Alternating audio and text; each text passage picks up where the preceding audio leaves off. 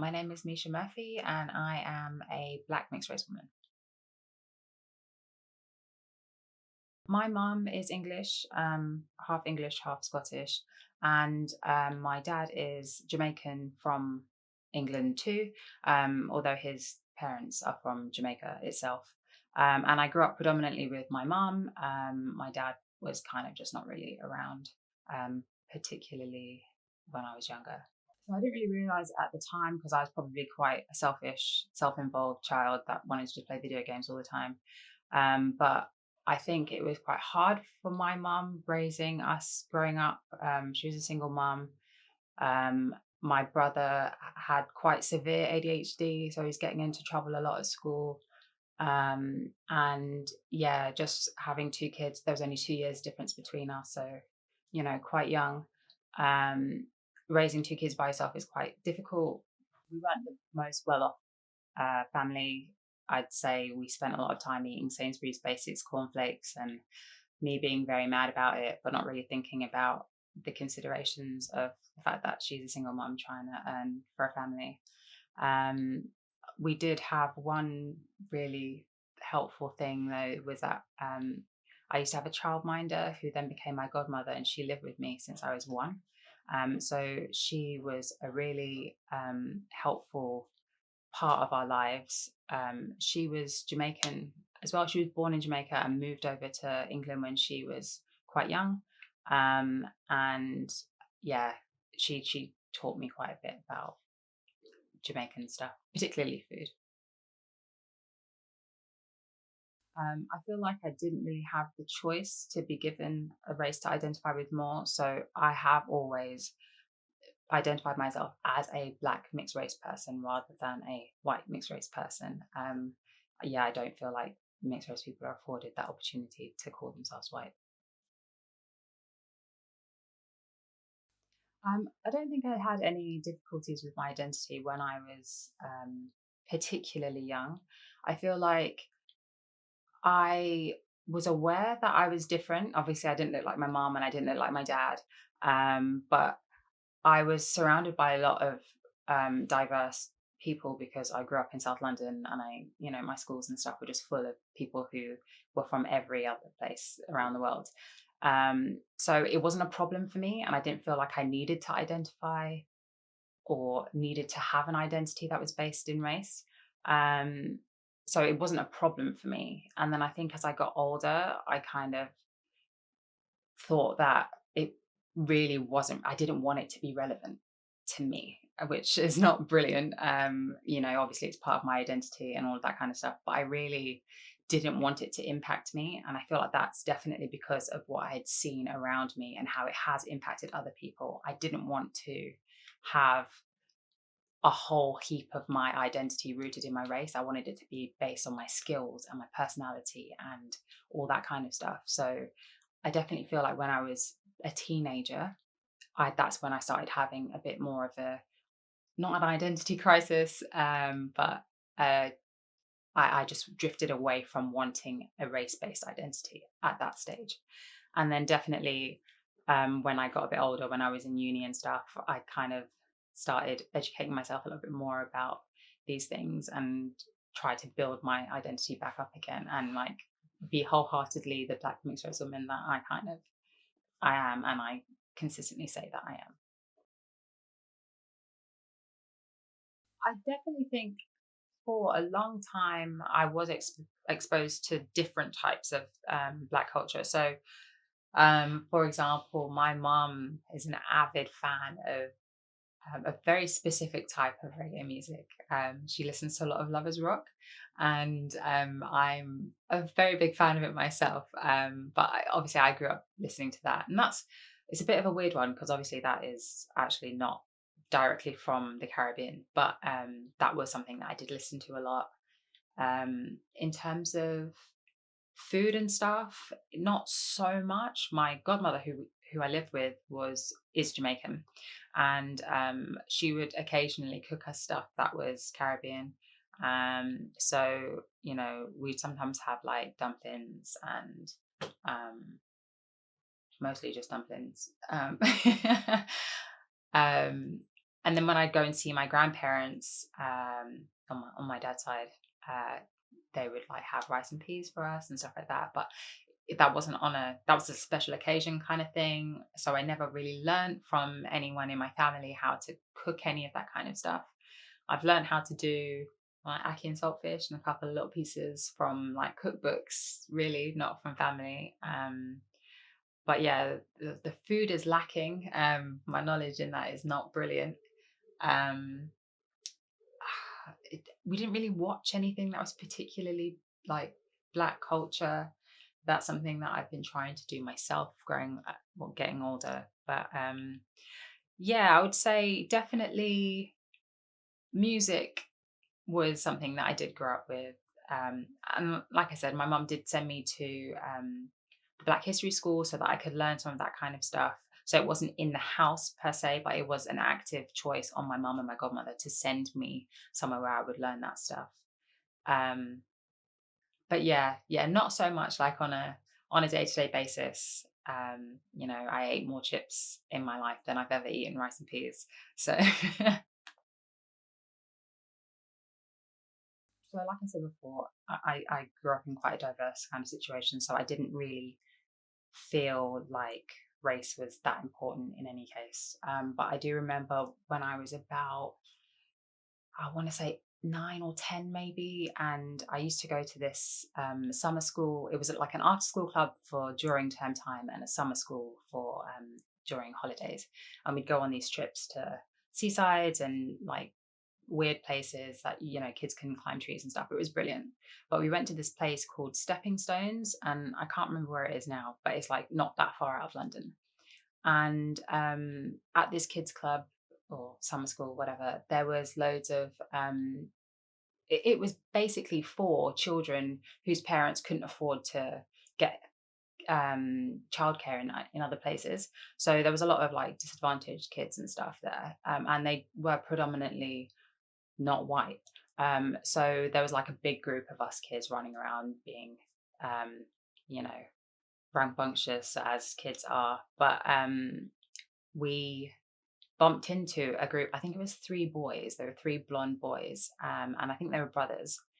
And one of them just dropped the N word on us. He was the youngest one as well. And I think at the time, none of us really knew that it was that bad. I don't even think half of us even heard it before, to be honest. And it wasn't directed at any one person in particular. It was like directed at us as a group. And so there was like a lot of people who were like much darker than me who were like hearing this and I think some of them probably were quite offended at the time, but I just kind of wasn't really aware. And then I've got a really terrible memory, so I don't remember lots of things that happen in my life, but I clearly remember that day.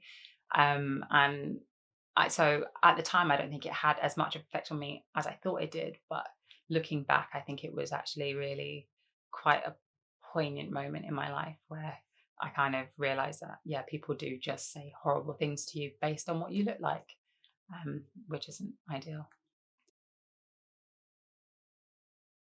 My mum has always been like quite open to my dad's side of the family. They like she had like us two mixed race kids and wanted us to be involved in the culture and stuff. So we did see them a lot and all that kind of stuff. And there was no problem there. She integrated pretty well. They all get on really well. But my mum's side of the family, not all of them, but some of them were not so happy. And I might not have 100% of the facts on this because my mum doesn't really talk about this stuff that much. But effectively, I think when she got pregnant with me, her family disowned her, like wrote her out of the will, like basically never spoke to her again, all of that kind of stuff. Um, and I remember when my mum um, got pregnant with my youngest brother, so the third in the family, she called her sister. They were back on speaking terms a little bit at that point. And she said, I hope it's not another coffee colored kid.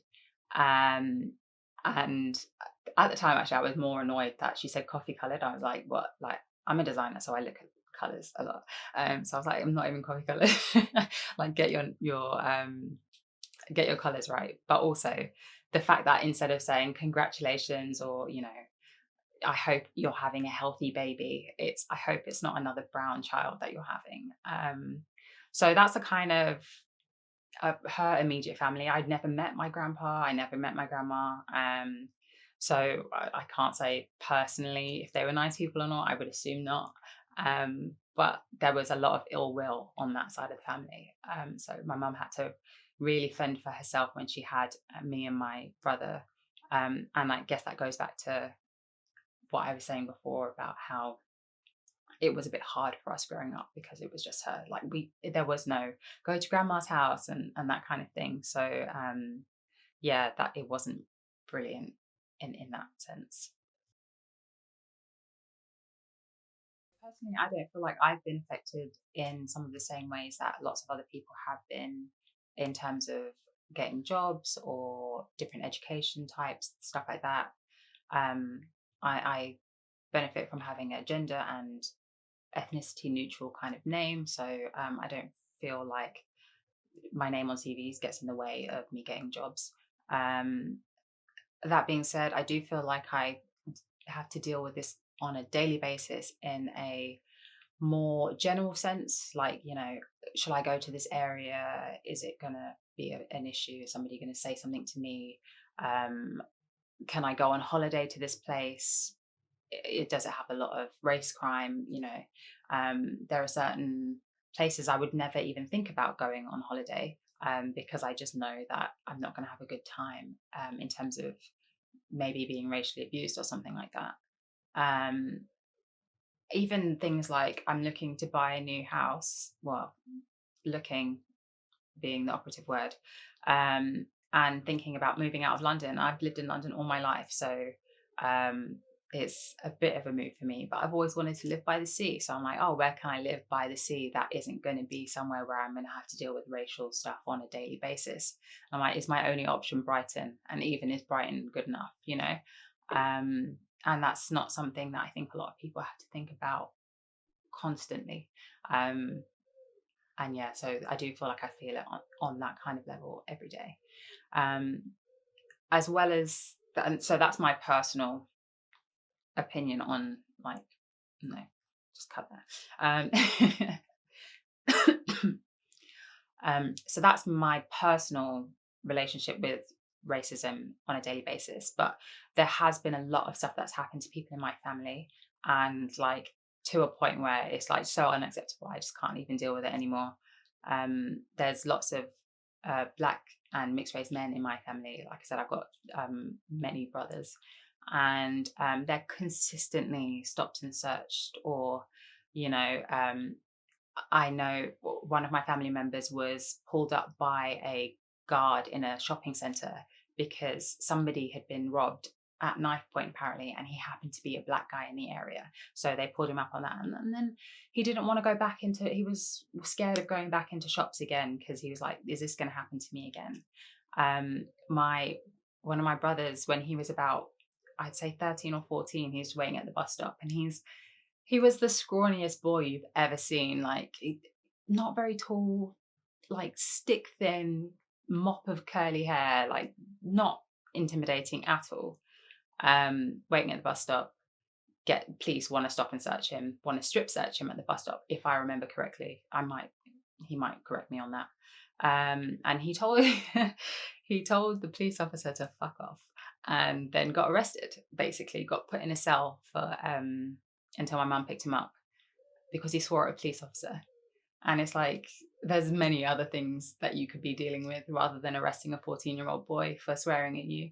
But this is the world that they're living in. And so whilst I don't have to have that happen to me constantly, and I'm very lucky and privileged to be in that position where I've not been stopped by the police and any of that's happened, it's happened so frequently in my family that it's it's just, I mean, it's a joke for one thing. Like, you can't.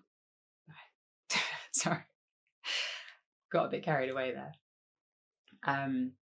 But yeah, it's basically unacceptable, and it's something that I've been aware of for a very long time. There have been family members who have had girlfriends who aren't black, who have been like who their parents have harassed them and threatened them and been like, we don't want you around our daughter. We don't want our daughter dating a black guy. And it's so consistent all the time. Doesn't not a year goes by without something horrible happening in a race-based thing to one of the black or mixed race men in my family. So for primary school, I didn't really have any problems with anyone. It was just kind of fun and games and learning.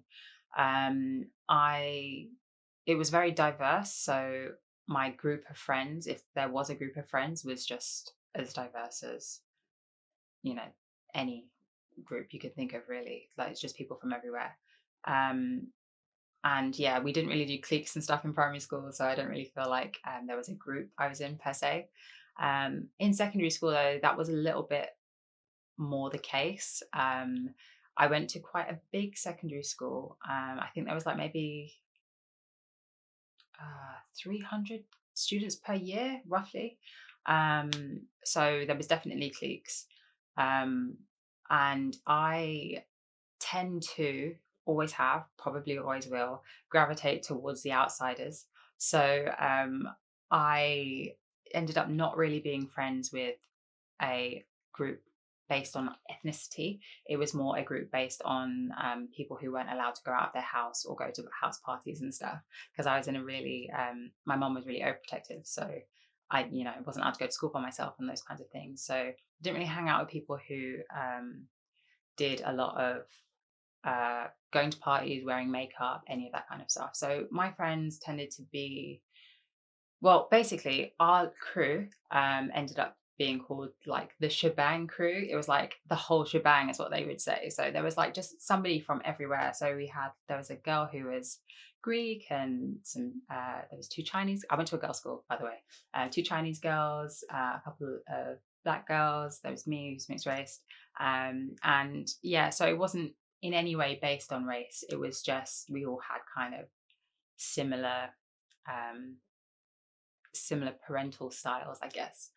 Um, and personally, I've never really felt the need to try and fit in with anyone.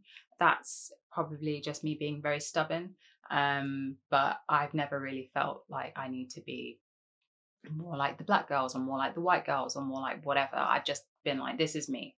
And I'll just hang out with people who either like me or don't like me. So yeah, I've never really felt like I needed to fit in. Um, and then for university, that was a whole different situation. I went to university in Coventry, and Coventry is not very diverse when you compare it to London.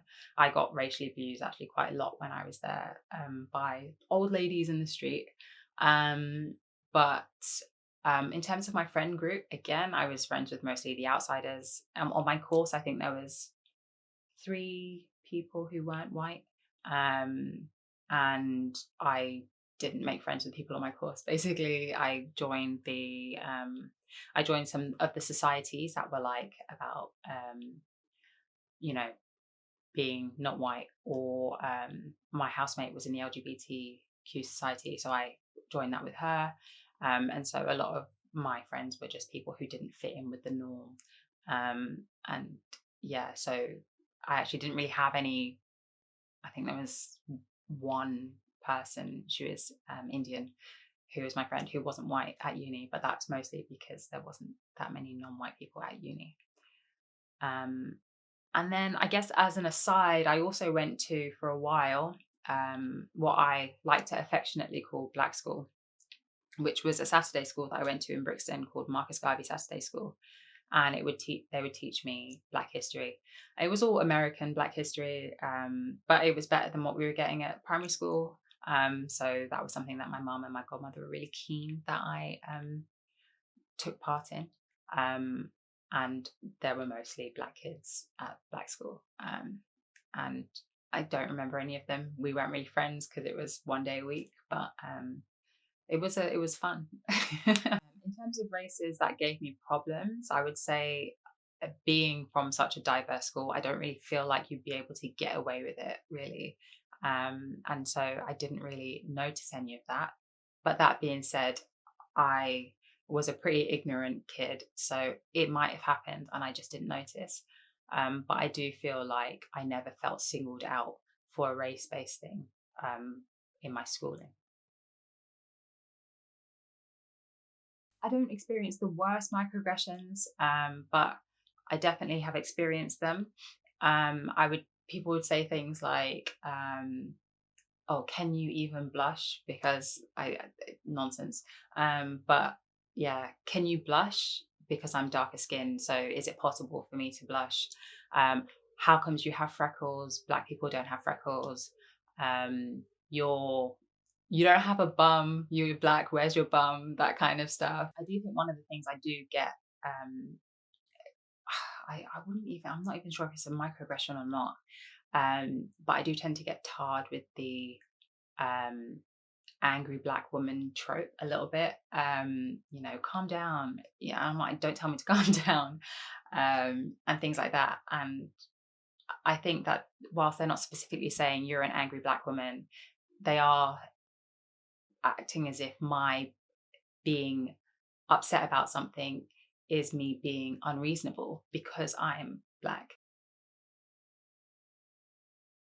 I feel like all mixed race people really have benefited from colorism, or not benefited from it, experienced a mixed race privilege, which is based in colorism. I think that, you get it a lot of the time.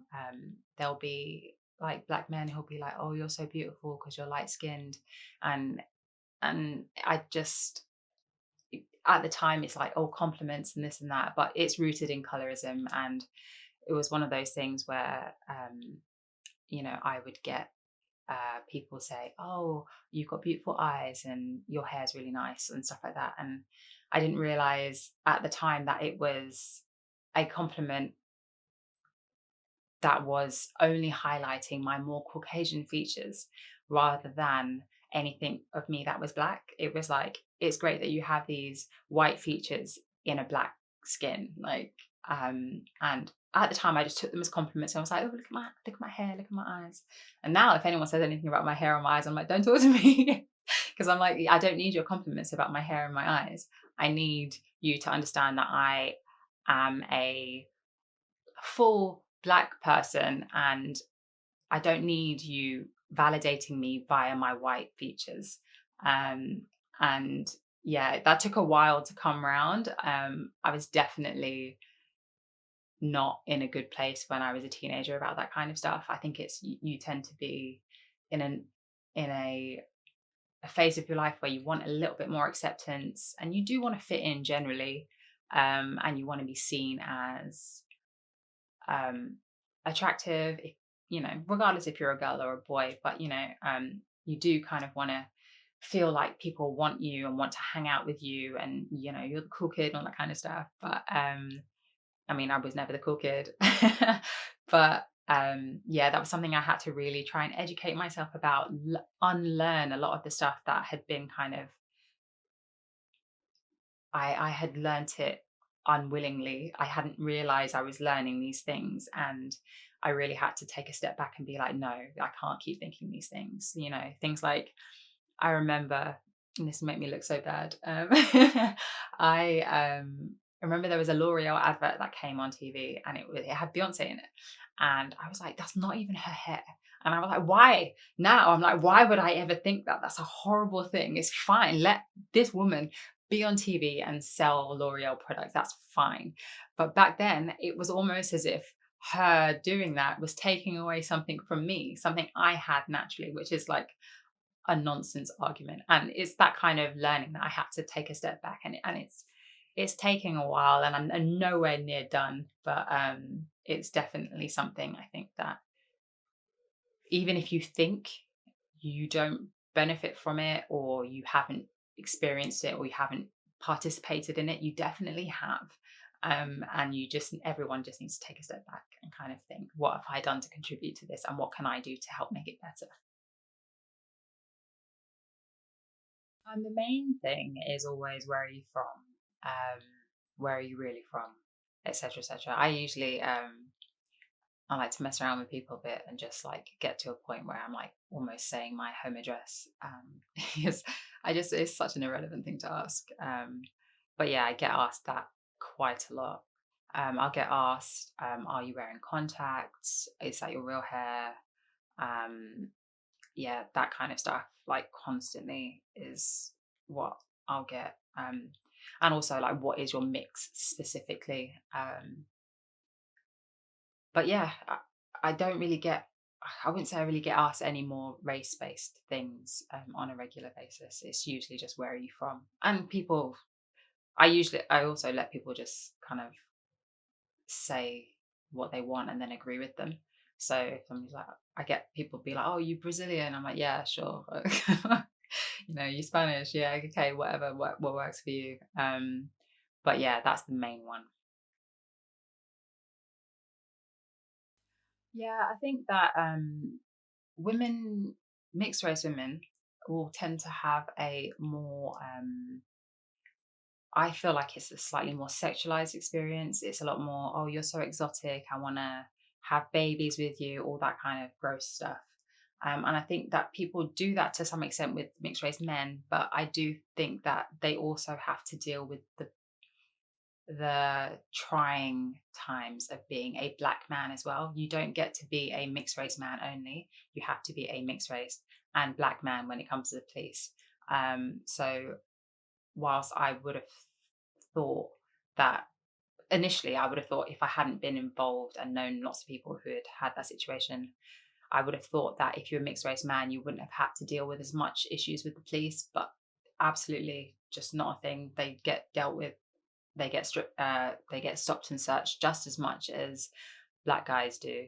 Um, so I would say that their experience is probably quite similar to the black man's experience, except they're probably a bit more sexualized than black men.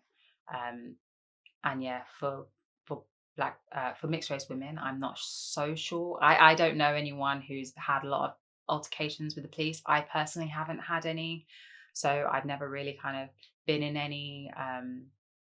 any government trouble or police trouble or even fights and stuff in this. I've never really dealt with any of that, so I can't say from personal experience that it's better for mixed race women. For sure, I've had light skin privilege. I've never been stopped and searched. I've never been arrested. I've barely spoken to a police officer before. Um, I've been able to like I think partially get jobs a bit easier because I'm racially ambiguous enough that people can't kind of say you're a black person. Like I said before, my name, everything about me is as ambiguous as it could be, really. So I do feel like I have experienced that privilege based on those things. Also, I think the fact that I see a lot more mixed race women in media now is a privilege in itself. And I think that the fact that population wise, there are far more black women in society than there are mixed race women, but there are far more mixed race women in media than there are black women, is just another form of that privilege. It's not so much, I guess, what to expect. I don't think there's anything particularly that happened in my life that is something that I think is worth being like, prepare yourself for this. But having said that, prepare yourself with knowledge. Learn as much as you can. Just because black school stopped doesn't mean that you should stop learning, which is what I did. And it takes a long time to learn the things that you need to learn. And you can use the privilege that you have in being, light skinned and whatever, people listen to you more maybe, or that kind of stuff. You can use that knowledge that you're learning and use your privilege to help the fight for everyone else who needs your help. Like personally, I do feel like I was really lax with my own personal education, and there's no excuse for it. Like absolutely, everyone has it within their power to learn more about race, more about anything to do with this institutionalized racism at work, at home, on the street. There's always opportunities for people to do something to help. So my personal um, message to myself is to make sure that I can do everything I can within my power to help that momentum keep going.